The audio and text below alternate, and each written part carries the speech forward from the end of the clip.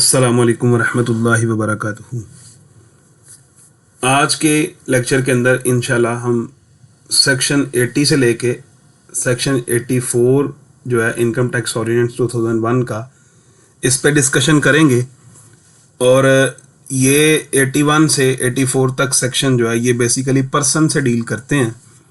तो हम इस सेक्शन में देखेंगे कि पर्सन क्या होता है और पर्सन कितनी तरह के होते हैं, रेजिडेंट पर्सन क्या होता है, नॉन रेजिडेंट पर्सन क्या होता है, एक पर्सन जो है वो कब रेजिडेंट होगा, कब नॉन रेजिडेंट होगा। और फिर हम पर्सन के टाइप्स में ये डिस्कस करेंगे कि एक जो इंडिविजुअल होता है ये कब रेजिडेंट पर्सन होगा, एक जो कंपनी है ये कब रेजिडेंट पर्सन होगी, और एक जो AOP है यानी एसोसिएशन ऑफ पर्सन है यानी पार्टनरशिप जो है वो कब जो है वो रेजिडेंट पर्सन होगी। तो ये सारे के सारे कॉन्सेप्ट्स इंशाल्लाह हम जो है आज के लेक्चर के अंदर कवर करेंगे।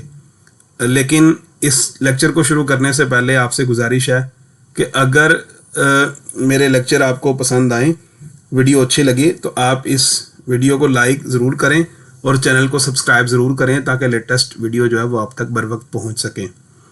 तो बात करते हैं सेक्शन 80 से स्टार्ट लेते हैं। तो सेक्शन 80 जो है इनकम टैक्स ऑर्डिनेंस 2001 का, ये बेसिकली पर्सन से डील करता है। और सेक्शन 80 के मुताबिक जो पर्सन्स हैं वो कौन कौन से लोग पर्सन हो सकते हैं। एक इंडिविजुअल जो है वो भी पर्सन है, एक AOP जो है एसोसिएशन ऑफ पर्सन यानी इसे पार्टनरशिप बोलते हैं, पार्टनरशिप को इनकम टैक्स ऑर्डिनेंस में AOP बोला जाता है। और एक कंपनी जो है वो भी एक पर्सन है, फेडरल गवर्नमेंट को भी पर्सन बोला जाता है, फॉरेन गवर्नमेंट जो होगी उसको भी पर्सन बोला जाता है, और कोई पब्लिक इंटरनेशनल ऑर्गेनाइजेशन है वो भी बेसिकली इनकम टैक्स ऑर्डिनेंस 2001 के मुताबिक जो है वो पर्सन की डेफिनेशन में फॉल करती है। सेक्शन जो 81 है ये बेसिकली डील करता है रेजिडेंट और नॉन रेजिडेंट पर्सन से। अब हम बात करेंगे कि रेजिडेंट पर्सन क्या होता है और नॉन रेजिडेंट पर्सन क्या होता है। कहता है person shall be resident person for a tax year if the person is resident individual. अगर वो पर्सन जो है वो रेजिडेंट इंडिविजुअल है तो वो रेजिडेंट पर्सन है। अगर वो रेजिडेंट एसोसिएशन ऑफ पर्सन है तो भी वो रेजिडेंट पर्सन है। अगर वो रेजिडेंट कंपनी है तो भी वो रेजिडेंट पर्सन है।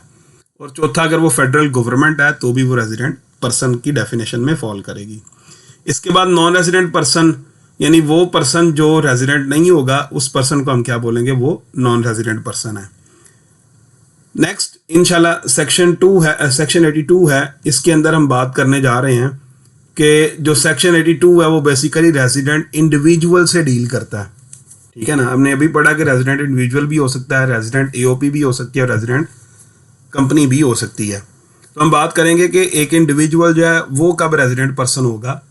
तो एक इंडिविजुअल रेजिडेंट पर्सन तब होगा जब वो ये कंडीशंस को पूरा कर रहा होगा। वो कंडीशंस क्या है बात करते हैं। कहता है he is in Pakistan for a period of 183 days or more during the year।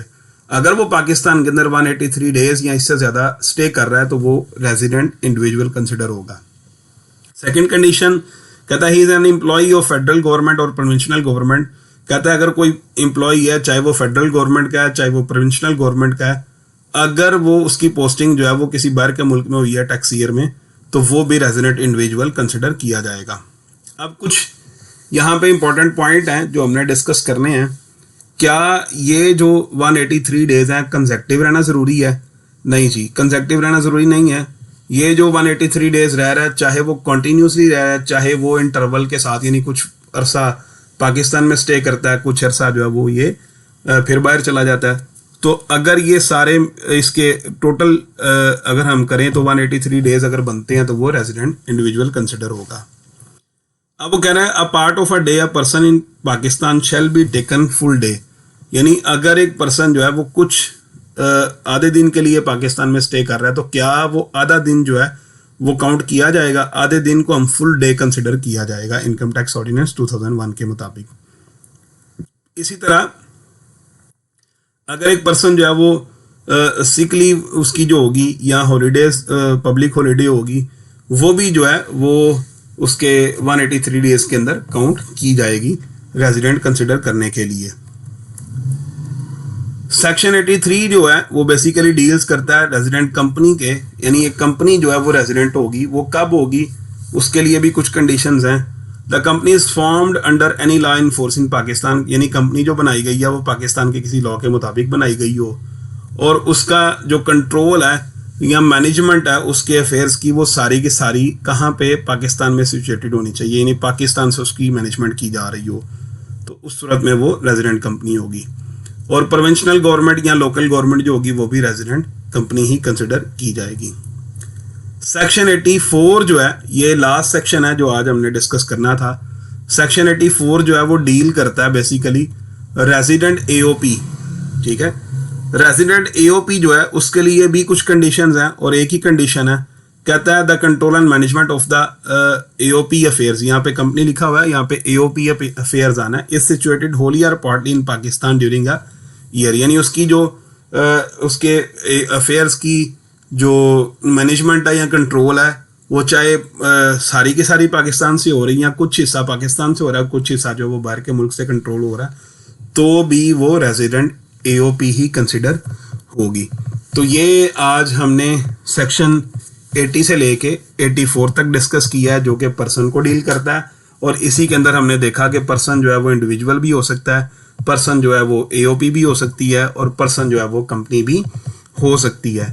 इंशाल्लाह नेक्स्ट लेक्चर के अंदर हम जो है वो सेक्शन 147 को डिस्कस करेंगे जो कि डील करता है एडवांस टैक्स से, और हमने बात करनी है कि एडवांस टैक्स क्या होता है, और एडवांस टैक्स जो है वो कौन कौन पे करेगा, कौन पे नहीं करेगा, एडवांस टैक्स कब पे किया जाएगा, ठीक है। अगर एक दफ़ा आपने एडवांस टैक्स पे कर दिया है तो फिर क्या सेकंड टाइम आपको उसका क्या, अगर आपने ज़्यादा एडवांस टैक्स पे किया है तो उस पर रिफंड मिलेगा या नहीं मिलेगा, वो सारा तरीकाकार इंशाल्लाह हम सेक्शन 147 के अंदर डिस्कस करेंगे। तो बहुत शुक्रिया आपका, अल्लाह हाफिज़।